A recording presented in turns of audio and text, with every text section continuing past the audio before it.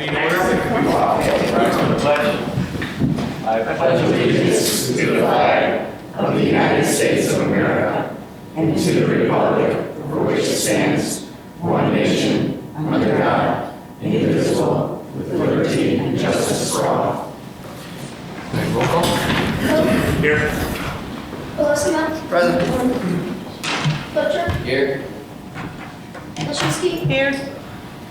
Raiders. Here. Funkelder. Here. Tarulis. Here. Hernandez. Here. Quorum is established. All right, do we have any amendments to tonight's agenda? I would like to pull number 4 from the consent, please. I'll kill him. Any objection? All right, moving on, we have a couple presentations for this evening. First, we have a proclamation for Library Director. Outgoing is Michelle Pfister. I am going to apologize in advance. I've had bifocals on for a total of 2 hours, so if I fall over, I apologize. It's not you, it's me. Michelle, you want to come on up? I have a proclamation for you. I'm Joel. Nice to meet you. Congratulations on your journey. I actually have 2 for you, but I didn't want to make sure that you all selling something. I'm totally cool with that. I love it. All right, so you have been a city employee from 1974 to 2017 and have served as the library director since 1996.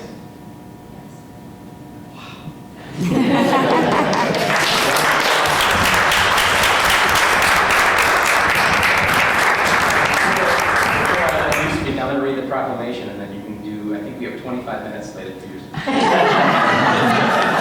Sound good? All right. Whereas Michelle Pfister has served with the United City of Yorkville and the residents with her time, energy, talents, and outstanding service from 1974 to 2017.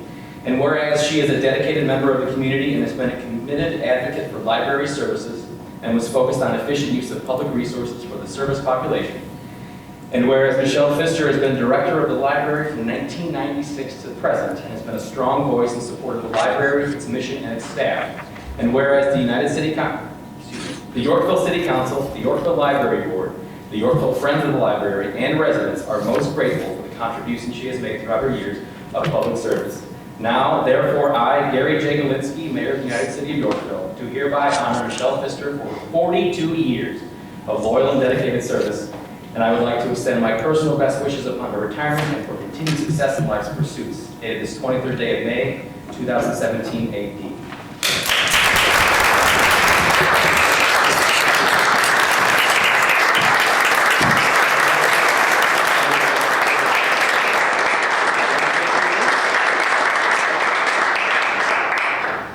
Thank you, everybody. Warm applause. So, time has flown by so fast. I've worked with a lot of wonderful staff, board members, and city employees too. So I thank all of you. Thank you.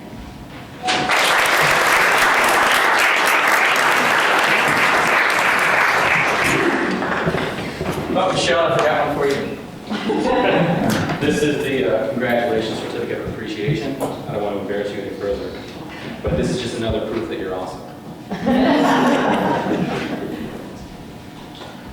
All right, moving along, we have Sandy Lindblom.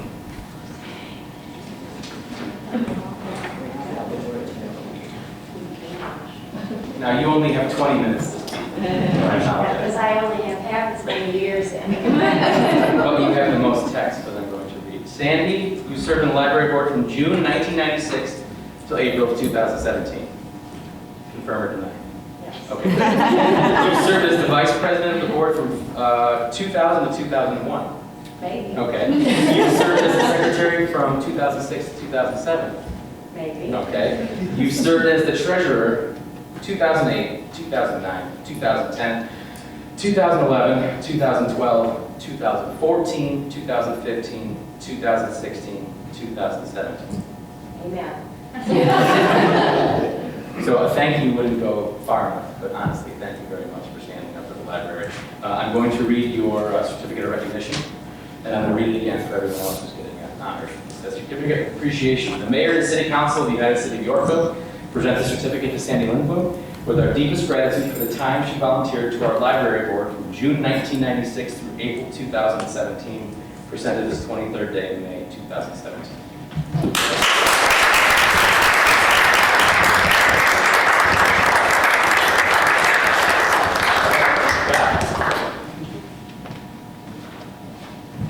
Now you have 15 minutes to speak.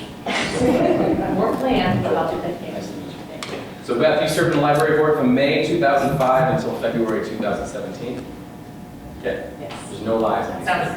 Sounds. You served as president of the board for fiscal year 2011, 2012, 2013, 2014, 2015, and 2016. Whew. And you served as secretary of the board in the fiscal year 2010. You say so. Probably. We greatly appreciate your service, and I will again read the certificate of appreciation. The mayor and city council of the United City of Yorkville present the certificate to Beth Gambro with our deepest gratitude for the time she volunteered to our library board from May 2005 through February 2017, presented this 23rd day of May 2017.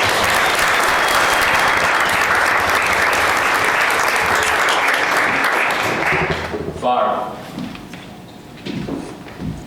10 minutes. That's plenty. I'm Joel. Nice to meet you, Joel. All right, so Barb, you served in the library board from February 2007 to April 2017. Correct. You served as vice president of the board for fiscal year 2011, 2012, 2013, 2014, 2015, 2016, and 2017. Correct. How does that make you feel? No, I guess good. That's a lot of work. Yeah. We greatly appreciate I was that. just glad I wasn't president. You always have to run with this every opportunity. I feel you. So I'm going to read the certificate of appreciation. The mayor and city council of the United City of Yorkville present the certificate to Barb Johnson with our deepest gratitude for the time she volunteered to our library board from February 2007 through April 2017. So it's 23rd day of May 2017. Thank you.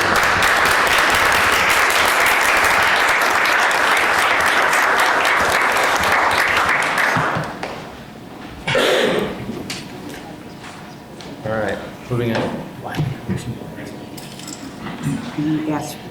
I would ask for a motion to approve the consent agenda as amended. So moved. Second. Roll call. Wilson? Aye.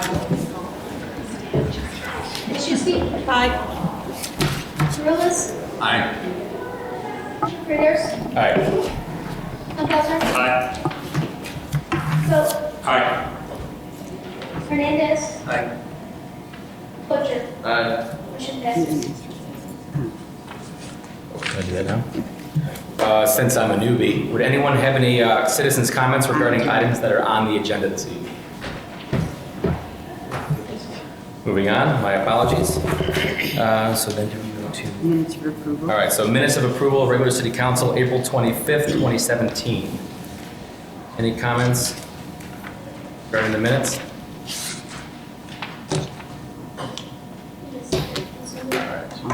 All in favor of approving the minutes as proposed? Aye. Good. Thank you.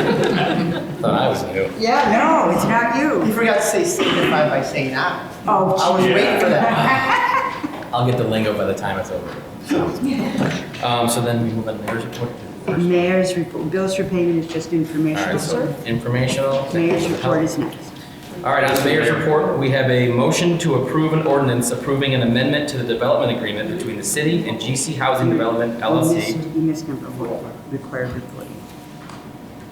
Aha. The informational item, there is no motion Point of necessary. order, please. Yes. Did we have a motion on the approval of minutes? That was the, That was a unanimous aye with my voice vote. Yes. Wasn't by. Was the motion made? Satisfactorily. You, Oh, okay, I didn't catch who had that. when, should we go back and do a do-over? no, we're fine. As long as the record shows that it was there. Right. All right, so under the mayor's report, first one, I apologize, I skipped, is an informational item with no motion necessary, but it is the required reporting to municipality by the Police Pension Fund Board. Any comments or concerns on that? All right, so Moving on to the second in the mayor's report. Motion to approve an ordinance approving an amendment to the development agreement between the city and GC Housing Development LLC and authorize the mayor and city clerk to execute. Yes, for the motion. Yes. Someone make that. Is there a motion? So moved. Second. All right, any comments on this one? Anyone? The reason this is being passed is because typically when there's $2,000 or more of federal funding, it goes to the federal Davis State and Act overlay dollars. Thank you, Joe. Any further comment? All right, roll call, please. Wilczewski. Aye. Hernandez. Aye. Coe. Aye. Butcher. Aye. Peters. Aye. Chirlus. Aye. Colosimo. Aye. Montezuma. Aye. Motion passes. All right, I'll make a motion to approve an ordinance amending the code of... No, it's Public Works. Yep. I'm Public Works. Sure. Oh, I'll make a motion to approve an ordinance amending the code of ordinances regulating on-street parking, the Whispering Meadows parking restrictions, and authorize the mayor and city clerk to execute. may we ask one of you to make the motion since Joe is acting as chair? I'll make a motion. Thank you. Second. All right, any comments? I guess I'd like to know what the aldermen for that ward decided they wish to do, because I will vote accordingly to what the aldermen in that ward wish to do. Thank you. Chris and myself have gone back and forth. The immediate issue is along Allendale. During baseball games and throughout the weekend, it can get pretty packed back there. We've had concerns about plows hitting mirrors, but more importantly, can we fit a fire truck down the street if so needed? So one of the issues on the table was to do both McMurtry and Allendale, and because the people that received the letters regarding the parking ban on McMurtry were vocal against it, whereas everyone on Allendale was for it, I had requested through discussing it with Chris if we could split those two up. If there becomes a need to address the parking on McMurtry, we at least know which side would immediately be stricken as far as parking goes, the restriction, which would always be either the north or the east side where the fire hydrants are right now. So Chris and I had kind of talked through it. He's still in favor of doing both. Just based on previous parking bans like the one in Autumn Creek, I thought it would make more sense to let the people who live there dictate when that timeline would start for their ban. So as it stands right now, I am asking that we just focus our ban on Allendale. And I'll concur with Alderman Freer's comments there. He's spot on. As you mentioned, I do feel that McMurtry would be good to have the ban in place. As you know, we're going to ban parking on Allendale. It's going to push the traffic up there, but the only residents that had any comments were the three that were against parking on McMurtry. So with that, I will defer and allow us to come back and deal with that one at a later point. Anyone else? So wait, this is the state of Illinois and people are listening to their constituents? It's strange, but I mean, it's just right around the corner from my house, and that's where we normally walk the kids, and they usually pass out halfway to the park because it's so long from the road. But we're hoping that people will park along Faxon, since Faxon has no houses on it and it goes on forever. But we do understand that there's going to be a learning curve. We just want people to understand that if you have all of the parking relegated to one side, it's going to fill up faster. So please drop off your children, park over on Faxon, and enjoy a good half-hour, 45-minute walk where your children aren't with you. Any other comments? Roll call. Hernandez. Aye. Coe. Aye. Butcher. Aye. Peters. Aye. Chirlus. Aye. Colosimo. Aye. Montezuma. Aye. Wilczewski. Aye. Motion passes. All right, moving on. Since this is another Public Works, I'll read it, and then if one of you could make a motion if you so choose. I request a motion to approve an ordinance proposing the establishment of a special service area number 2017-1 and providing for other procedures in connection therewith for Cedar Hills Living, and authorize the mayor and city clerk to execute. So moved. Second. Any comments? And just to point out, this is a backup SSA for maintenance of the common areas of the property. That is its That's sole it. purpose. It is not a residential SSA, which I petitioned to rename to something sweet like Janice. But SSA is the terminology they were using, and that's what we're stuck with. Any other comments on this? Roll call. Cook, Aye. Butcher, Aye. Peters, Aye. Torres, Aye. Olson, Aye. Wackerly, Aye. Krasinski, Aye. Hernandez. Aye. Motion passes. All right, so the public works that was pulled off of consent. We need a motion. We need a motion to approve the ADA transition plan and professional services agreement for preliminary engineering and to authorize the mayor and city clerk to execute. So moved. Second. The reason I pulled it up, I just had a question about the public outreach of the scope. I know in the engineering contract, it is an exclusion on the contract. It states that, in the memo, it talks about there, I guess maybe in the discussion, it talked about the fact that we would internally post it online and solicit information or comments on it. I know that the transition plan does require public engagement. It's very broad in terms of what that means. What would we be looking to do to reach out to the community to solicit the information? Are we just going to post it? Are we going to try to actually get engagement or feedback? The reason I ask is this is an issue that does facilitate mobility for a very small class of the public. But it is very important that I think that we adequately and appropriately reach out to the community. So with the exclusion from that in the engineering, what is the city's plan for us to engage the community? I think we could use not only our website, but our social media. Our social media gets a lot of community outreach through a lot of different generations that are using this plan in particular for ADA access throughout the city. So I think that would be a big push going forward with the community engagement of this process at the beginning, middle, and end. And then we follow up by pushing out those notifications and where we find the plan and where they can get the information. I would not like to see us get to the very end, solicit information at the end. I would like it to be an involved, ongoing process where throughout the different phases, we are soliciting that input. I want to be as proactive as we can on this. This is obviously something, once we do this, the recommendations for remediation it's going to be what we use going forward, and it's going to be an expensive plan that we put in place. So I just want to make sure that we are thinking about that, even though it's not included in the engineering agreement, that the city is making sure that we are going to do that. Absolutely.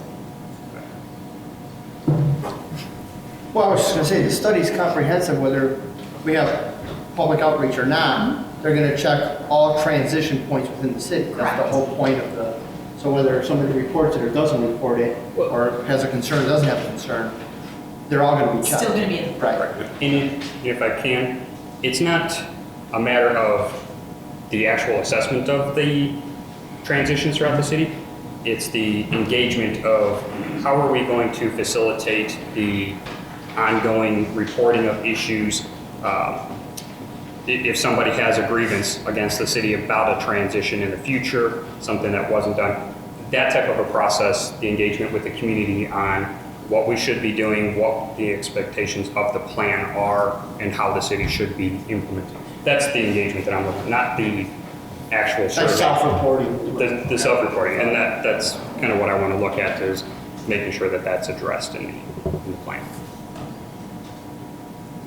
And in that particular report, is there going to be like I know we're going to have a list of every particular transition that will require a repair, but are you going to address it kind of like Road to Better Roads, where you have a hierarchy? Yeah, like a triage list of what you want to hit first when funds become available? I'm sure that's the way it was. Okay. Because when they say, oh yeah, it's every transition, doesn't really give you much room to work with. You have to kind of pick and choose how you start. But I do believe the requirements from the feds do say that you have to have a plan in place for mitigation, for the remediation of those, if I'm correct, Brad? Correct. Yeah. Will this do anything on the assessment of transitions to access to all of our public facilities, to the actual doorways? I know that this is a transition for the actual curbs, intersection between street and sidewalk, or street and trails. Will this address any of the transitions that go from the public way to public buildings? Or would we have to address that separately in a separate study? It would be a separate report. It would 'Cause I be a know- separate study. That's one of the part of the whole study that you look into transitions. We're doing a very isolated part of it, which is just the curbs. I know you can get into the bigger one of the actual transition into the buildings, actual buildings themselves. I didn't know if we were going to reach out and expand just the actual access into buildings. Not through from the this public. agreement. Okay. Isn't that part of the other study that we're doing on all of the city's buildings? They're touching on it, but it's not an actual ADA study. Okay. That's just building study. But that's something that we, at some point, should be doing because that is part of the requirement as well, is to address buildings. Would that be correct? We don't know? Okay. Any further comment? Roll call, please. Peters, Aye. Torres, Aye. Wilson, Aye. Funkasser, Aye? Maschewski, Aye. Hernandez, Coe, Aye. Fletcher, Aye. motion passes. All right, again, I'm going to be requesting a motion to approve an ordinance amending the Yorkville zoning ordinance by adding the definition of health and fitness club / center and adding such use as permitted uses in the B2, B3, B4, and M1 zoning districts and authorize the mayor and city clerk to execute. So moved. Second. Any comments? Who seconded? All right, if there's no comments, roll call, please. Fletcher, Aye.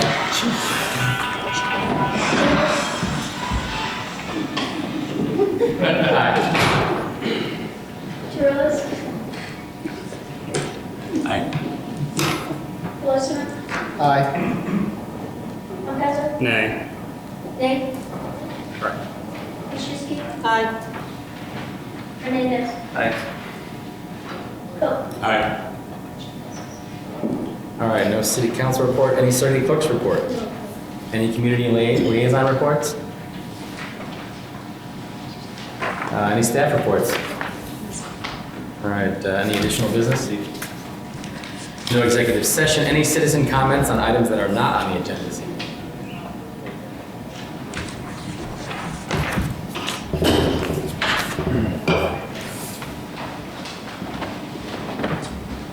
So, I was in Chicago a couple of weeks ago, doing some street photography. I was on my front tower, where there was an anti-Trump protest. And I got to witness, in all fairness, there was some agitators there, but in all fairness, it was an 80-20 rule. 20% of your people make creating 80% of the problems. And I got to see what the police have to endure. The intimidation, the verbal abuse. And I also got to watch how the press makes a big deal out of nothing. I watched one reporter from ABC 7 standing in front of the police, and I took a photograph of her, so I have it on record, trying to say that there was this big, huge tension between the protesters and the police. And there wasn't. There just wasn't. And I just wanted to say, over the last 3 years, 3 years ago, about 3 years ago, I was diagnosed as diabetic. So I'm on a special diet, and I have to walk. And so I love to walk. I walk in the evenings, and I walk a lot. And during that time of my walks, there's some things that I have found my experience, which has had me have several encounters with the Yorkville police. And I'll just tell you, the one time I was on the ground doing a photo shot, it was the only way I could take it. And a police officer stopped and asked if I was okay. He didn't ask what I was doing. He didn't ask to look at my camera without a warrant or anything. He just wanted to make sure that I was all right. There have been several times that I haven't been able to sleep at night. Sometimes I'm walking around the industrial park at 11 o'clock at night, just making my rounds and walking. And the police stop. They don't ask me for an ID or anything. They just want to make sure that I'm okay, that I'm all right, and there's nothing wrong. Another time, I found an ID, a driver's license, a FOIA card, $100 bill, a bunch of credit cards and everything. And I was able to call the police. And the officer came and everything. She took everything and she returned it to his wife's owner, Shelley Mott. And she never harassed me or anything, asked me where I got it or anything. I was very comfortable talking to her. Another time I found open windows, I also found drug needles, and the police have been right there every time I called them, and they've always said thank you for calling these things to their attention. And I know I criticize the government a lot. It's my job, just because I see what's going on. And I think James Madison said it's easier to tear down bad government than to build good government. And I think once in a while I have to come back to my senses and do tell people when they're doing a good job. And so I just wanted to say our Yorkville police are the best. I want to tell Chief Hart, you've done an excellent job. And if ever any civil leader or anything wants to see what a good police department looks like, they should come down and work with our Yorkville police. Thank you very much, sir. Thank you, Mr. Jesse. All right, before we adjourn, I know this is going to seem highly strange. I just wanted to share something personal to kind of pay respect to the chair that I'm sitting in. And I'm going to read it, so I wrote it out so I wouldn't jibber jabber. But I never imagined I would earn this opportunity to sit in the chair legitimately. While some kind of assume that my casual approach to discussing these issues of the city somehow diminishes or underscores my love for Yorkville, I'll have you know I take this stuff as serious as the love I hold for my wife, Julie. And anyone who knows me knows that I love that woman more than everything combined and multiplied times a trillion. So in keeping with the esteem and respect this chair has earned on behalf of Mayor Galinsky, who I admire greatly, I wanted to share something personal as it directly relates to the health of my community, since I don't think it's been discussed from this chair in recent memory. This topic might be difficult for me to articulate, and I apologize in advance for any words that might come out wrong, so bear with me for just a second and we can get the hell out of here. On Mother's Day, May 10th, 2003, my friend Faisal Darajni hung himself in a house I had shared with him in college. Every year since his death, on May 10th, I am somehow subconsciously reminded of him and luckily able to be slapped in the face with memories of what he meant and still means to me. When I was still in my 20s, May 10th might have included drinking too much or calling in sick to work or staying in bed. But as I got older, I would randomly call old friends who also went to college with him, not really to talk about him so much as just to hear their voice for a few minutes. We would remember, or sort of remember through Fossil, to try to remember each other as we get older and busier and farther apart from where we were when he decided to end his life. This year, among all of the things going on in my life, I unintentionally forgot to remember my friend on May 10th, and it's been eating me up pretty bad. I forgot to acknowledge, even if only to myself, that specific time period in my life that has impacted the rest of my life so much. I forgot my friend on the day he decided was his day to forget the rest of us. And while I still cry thinking about him hanging on the back of the very same door I used to draw inappropriate pictures on, and I'm angry with him for not calling me or any one of the hundreds of friends we have in common to talk, I want to do all that I can to make sure no one else ever has to hold these same feelings inside of them as I and the rest of my friends who loved Fossil still do.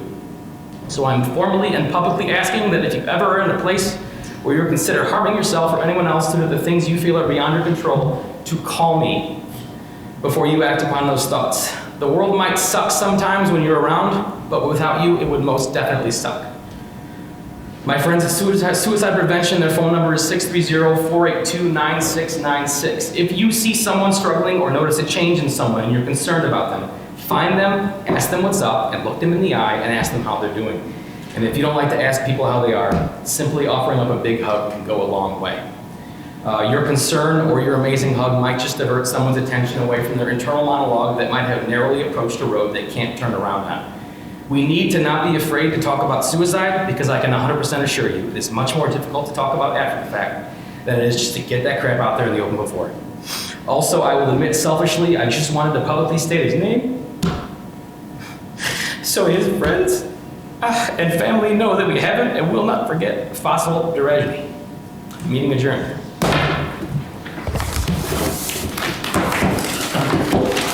Good job. Well,